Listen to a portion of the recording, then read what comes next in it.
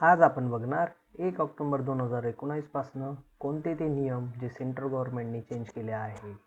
पहिला नियम हा ड्रायव्हिंग लायसन आणि RC संबंधित आहे. 1 ऑक्टोबर 2019 पासून ड्रायव्हिंग लायसन्स आणि RC बनवण्याचा नियम चेंज झाला आहे.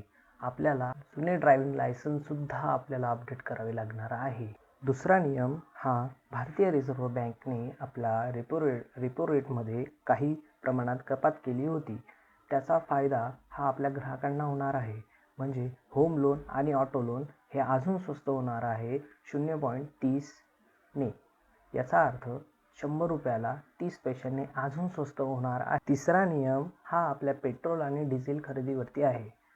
पेट्रोल पंपांवरती दिल्या जाणाऱ्या कॅशबॅक्स आणि डिस्काउंट्स हे आता केंद्र सरकारने बंद करून टाकले आहे. आता कोणत्याही प्रकारचा कॅश डिस्काउंट आणि कोणत्याही प्रकारचे कॅशबॅक ही आपल्याला पेट्रोल पंपावर स्वॅप केल्यावरती मिळणार नाही.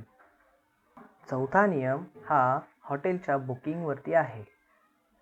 आपण 1000 पेक्षा कमी रूम जर बुक केली तर त्यावर आपल्याला कोणत्याही प्रकारचा टॅक्स लागणार नाही. आणि 7500 रुपयांच्या वरती जी पण आपण रूम बुक करणार आहे याआधी 18% GST भरावा लागत होता, तो आता कमी करून 12% वरती करण्यात आला आहे. पाचवा नियम हा रेल्वेच्या ट्रान्सपोर्टेशनशी निगडीत आहे.